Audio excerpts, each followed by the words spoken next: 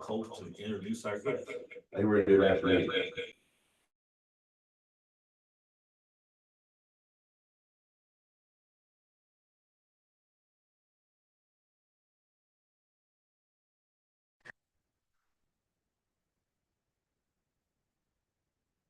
Approve the minutes as presented. Second. Move and second that those minutes that be approved. All those in favor, the aye. Aye. Any opposed? Minutes stand approved. So we go immediately to section reports, executive director first. Good morning. The first thing I want to do, I've been gone for 6 weeks and I want to applaud my and thank them for keeping everything going and afloat and above and beyond while I was gone. Thank you so much.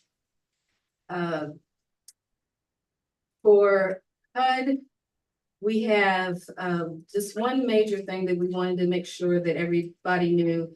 Our partnership grant funds that we normally apply for and receive from HUD, they continue to be on hold. We haven't heard anything else about that. HUD has been consolidated. It had 2 intake branches in Region 4. Now they only have 1. So their intake staff has also been reduced by 50%. And this is probably going to result in the commission receiving more inquiries from HUD. So we'll be taking up the slack for them in that aspect. For EEOC, there's no changes. We continue to work with and meet with Jeremy Sales with EEOC. There's no other changes that we wanted to report about that. Right now, we have a non-merit executive assistant position. Boards and commissions. I will be reviewing the applications, and interviews will be conducted before the next commission meeting. Hopefully we have someone to fill that position to tell you all about before the next commission meeting. The interviews for the human rights specialist positions were completed on May 5th. A determination was made, and Juan will tell you about that in his report. The enforcement officer position has been posted to fill the vacancy caused by Thomas Loxton, who you met at the March Commission meeting. He actually resigned, and so we've reposted that position and hope to fill that as soon as possible. We'll give you an update on it. There were 17 cases submitted for my review and approval since the last commission meeting. 12 were employment and 5 were housing. Of the 12 employment cases, 11 were no probable cause. 2 of those no probable cause were reconsiderations. And 1 was withdrawn with settlement, and there were 5 housing cases. 2 were no probable cause, 2 were conciliations, and 1 were Cedric. 1 was changed. The administrative closure was changed to a withdrawal. And I'll answer any questions that you have on my report. Any questions for the executive director? See you back. Thank you. Feel much better. Thank you. Okay, go to budget and personnel. Brandon. Good morning. You all have my report before you, and I'd love to answer any questions at this time. Can I ask one quick question? Sure. I'm asking curiosity Okay, questions. sure. Under employee retirement payments, it's off by $163,000, which is like 25% of that money. Sure. I mean, year to year. Mm-hmm. What's driving that? Is that being driven by Covington, or is that? It is not. They have lowered the contribution amount.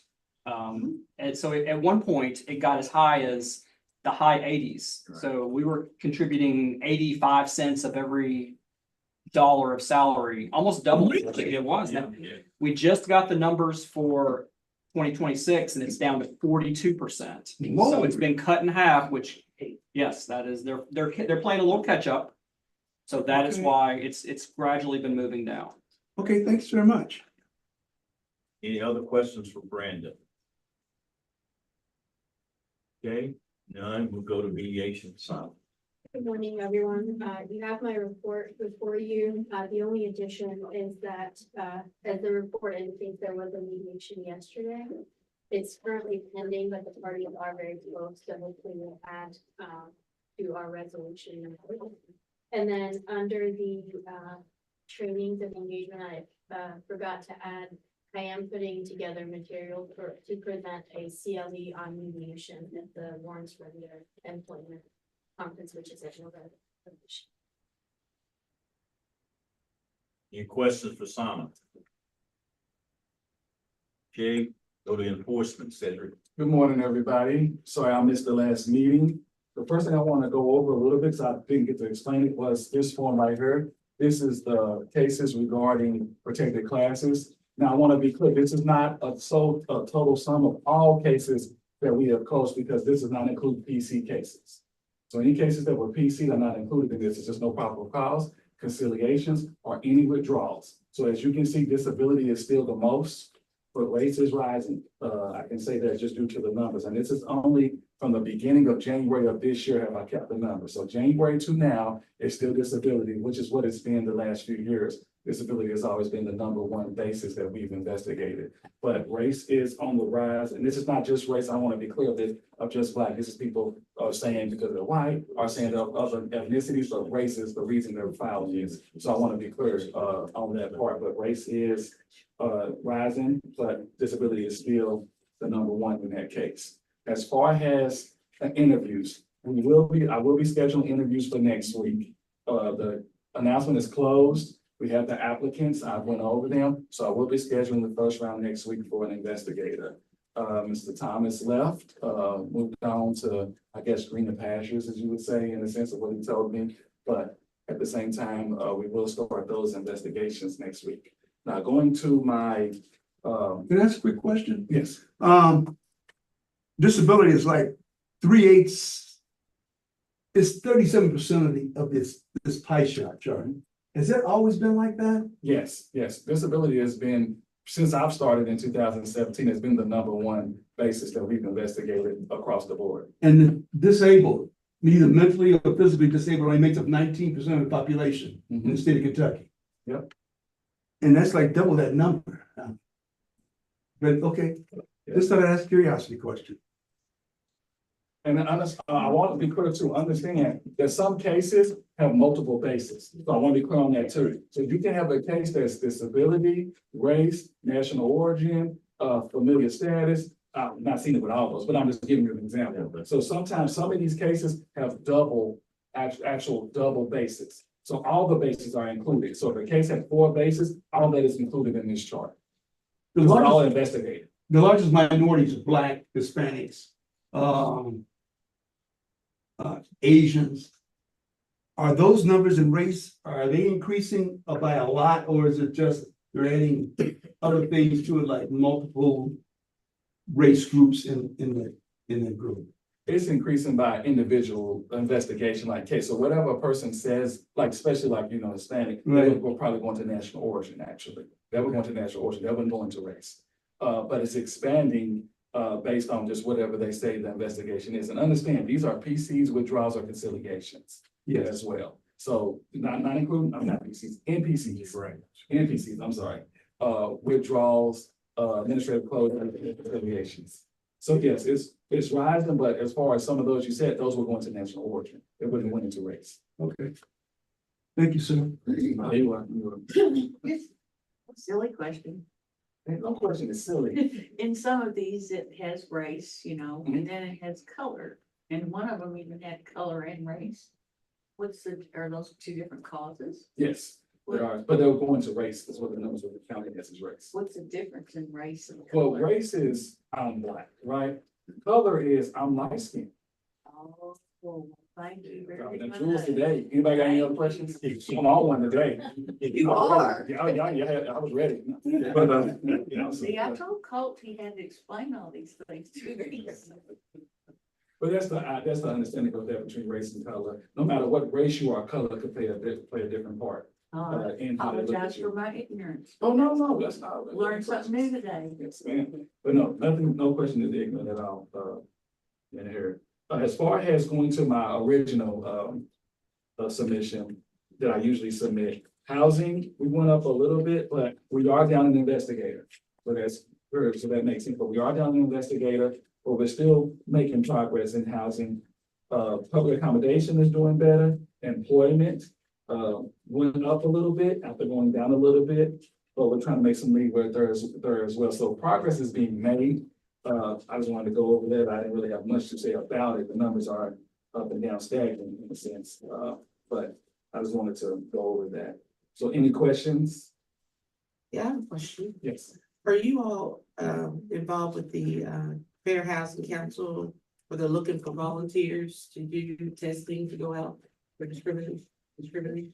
As far as, no, we're not, and we wouldn't have I saw time. the notice. I know you all partner with them or. We do partner with the Kentucky Fair Housing Council, yes, when we do things, they submit cases and stuff like that, but we wouldn't have time to really go out. We're down investigator and everything. We wouldn't have time. I know they're looking for volunteers from the state. Oh, you mean as far as getting it out there? Yes. That would be more of a wine question, as far as that goes. We share with the Lexington Fair Housing Council, known as the Kentucky Fair Housing Council. So we make contact and help them to find people who may volunteer to do the testings. I got some people signed up in our area. Oh, that's great, great. Have you gotten them in touch with Kentucky Fair Housing Council? I'm sorry. Have you connected them with the Kentucky Yes, Fair I did. Housing Council? They've already signed up to do the training, to do the investigators. Well, that's my report in its entirety. Any other questions? Any other questions for Cedric? Yeah, thank you for that. Let's move to education and outreach one. Okay, good morning, commissioners. You have my report before you. Before I answer any questions, just a few things I would like to point out. So our online inquiries have increased. Partly it's the greatest effort they have been making to channel all the inquiries to one database. So as you can see that the online is 163, that's one of the highest numbers it's seen so far. If we average from last year, they were around the 60s. Again, so that's a great news that where we can track it. I mean, we have received and what we have done for each inquiry. The other thing that I would like to point out, Ms. Cynthia Fox mentioned in her report that we have seen an increase of referrals from HUD. So in my report, I have added a column that would show how many referrals we have received from HUD, which it was not there before because it was just a minimal number, but we have seen an increase. And we foresee that we're going to receive up to 30 per month. So again, I created a column itself. For the month of April, we received 17 inquiries in addition to what we received. And sometimes complainants or aggrieved parties will submit an inquiry with us and also with HUD on their website. So there may be a couple of applications right there. But we count it both ways because again, we have to follow up with them. The also number of charges that we have written have increased. Perhaps by the end of June, I will kind of submit a full report for the past 6 months, kind of help you see the increase and the changes. The other part I'd like to mention is our human rights specialist position. So Ms. Cynthia Fox and Cedric Arvin help with the interviews. So we received 55 applications. And so we interviewed, well, we invited 12 applicants for interviews, only 10 of them accepted the interview offer. And so we have made a decision and we have offered the position to an applicant. It was an extremely difficult situation because most of the applicants possess the qualifications, the credentials, the work experience that requires for the position, perhaps beyond. So it was, again, it was hard, it was difficult to make that decision. So the person will start on June the 1st, 2025. That's next month. So we look forward to having her share the name. Okay, so the person who has been offered the position is Ms. Catherine Harlich. She's with the Lexington Fair Housing Council. And one thing that I have seen in these applications, a lot of the federal grants has been frozen or stopped. A lot, half or I would say about 30% of the applicants come from the nonprofit sector who may have received grants from the federal government. We received quite a few applications from the Kentucky Music Ministries, from the Catholic Charities, not only here, but also around other states. So that is my, it's worthwhile to point out this one. So the Kentucky Commission on Human Rights will set up a booth at the state fair, and that requires a lot of human power to staff it. So the commissioners are invited to help us with the staffing. Just send out the schedule with the dates so that all Yeah. commission people can fill in where on I guess, Yeah. time chart where they can cover that. We will share with you, we have not received details yet where it's gonna be, but again, I'm just gonna. And I will out there if I get a parking pass where I can park really close and not have to ride for miles. Well, we will do what we can. We'll do what we can. But I just wanted to point out that that's in August, from August 14th to the 24th, 6th. But I would provide more information as they come in. I will take any questions that you may have. Yeah, I guess following up on your, talking about the number of applicants you had for that one position. Given what, in terms of layoffs, reduction of grants and all, the governor did I guess the state did a sort of job fair or any of those things. Were we represented at that in terms of being present or position being noted vacant? Because he was encouraging people being laid off or grants and apply for an open state position. No, we have not participated in the job fairs. No, we just sent out the announce to this state government website. And I'm not sure what the timing was. If we had it, if we had this opening, but I think we already had opened it. And he had already made the determination of who would be interviewed, so. Well, probably pretty fertile ground out there for individuals who may be looking for it, just like the situation with the person from Lexington for housing. I was telling Cynthia, Doris was asking about whether we worked with Lexington for housing until she missed the excitement. And I'll leave it at that. Okay, any other questions for Juan? Now we'll go legal code. Good morning. You have my report. I'm happy to take any questions that you might have. Just have one question on, page 69. One of them has been going on for 6 years. Is there any kind of time frame on how long they can go? There's no cutoff. No, I mean, once litigation starts now, I'm assuming you're talking about 2033. Which one? Says that the Oh, pre-trial was held end of last month, but it was filed in 2019. Yeah, I'm surprised people hang on that long, to tell you the truth. yeah, there's some circumstances in that case Okay. that, I thought, I would think there'd be a 5-year limitation or something. If it's not settled, it's. no, way. we've had a couple trial dates. We've had a couple of trial dates in Due that case. process, they get due process. But once in the court, you Yeah, have once any control of the timeline. It may go on for. When it said it was rescheduled due to Frankfurt flooding. That was the most recent. That was the most recent rescheduling. There was a withdrawal of counsel in that case for the other side too. There's just numerous things that. In that, if they're willing to stick with it, you just keep going. That's right. Thank you. Any other questions for Colt? Committee reports.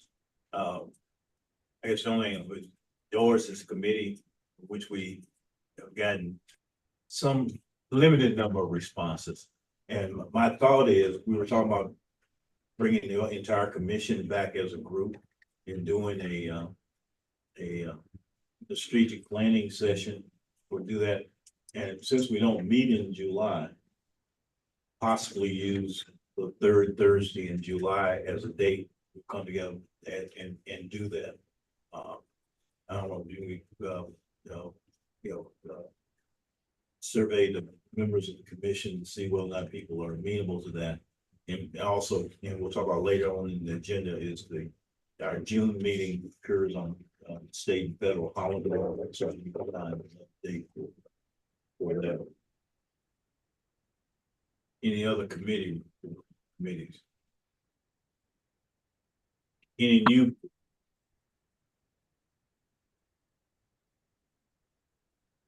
Then we get to our next meeting. So June 19th is the third Thursday in June, which is a holiday. Staff is off. So we'll be.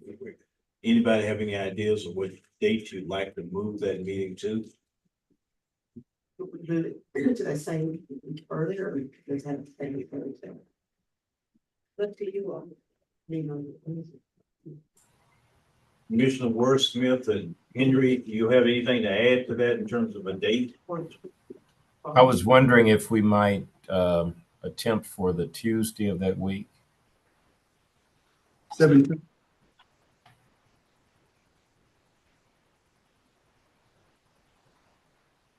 I'm open to whatever the group needs to do. I had suggested the 26th to Karen and Cynthia, but whatever works for the group. 26, I'm gonna be out. I have a trip already scheduled and paid for. Which state are you gonna visit this time? Well, I only have 3 states left, North Dakota, South Dakota, and Montana. I'll have all 50 done, once I get those done this summer. Okay. But I've already paid for the trip already. Okay.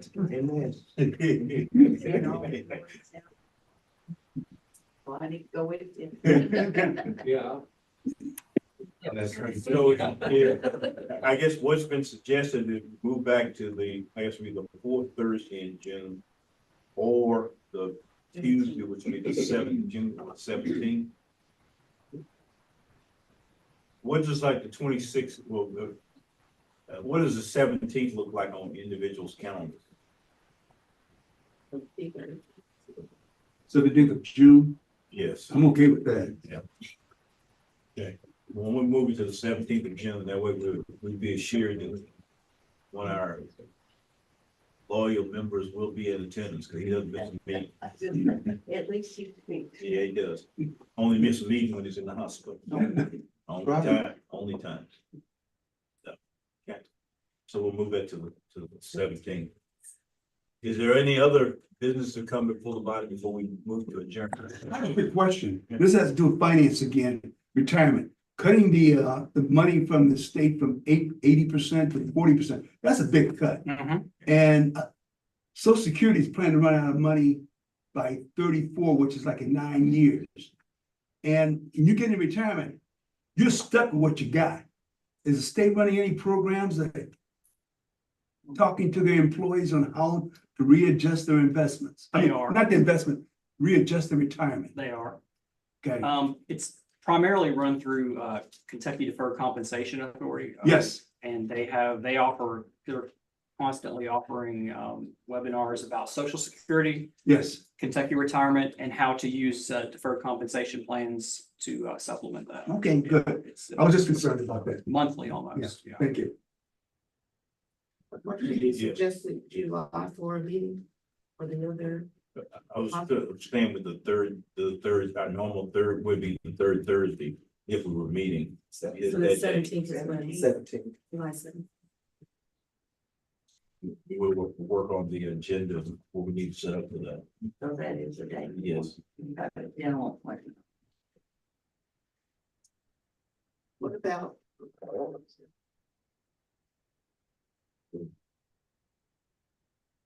What about the 24th? There are 5 Thursdays.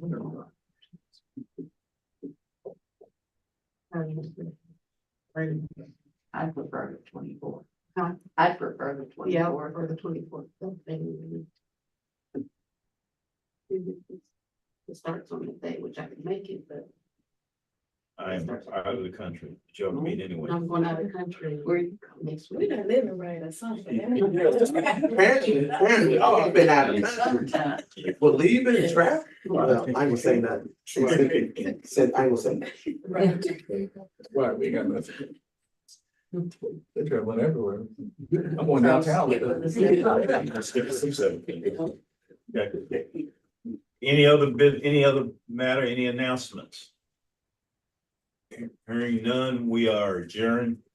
I guess for the presentation, the folks online won't see it, right? No, they can see it. Or we're gonna stop streaming. I'm gonna stop streaming. Okay. So are they? In So we got four the office across from mine. So,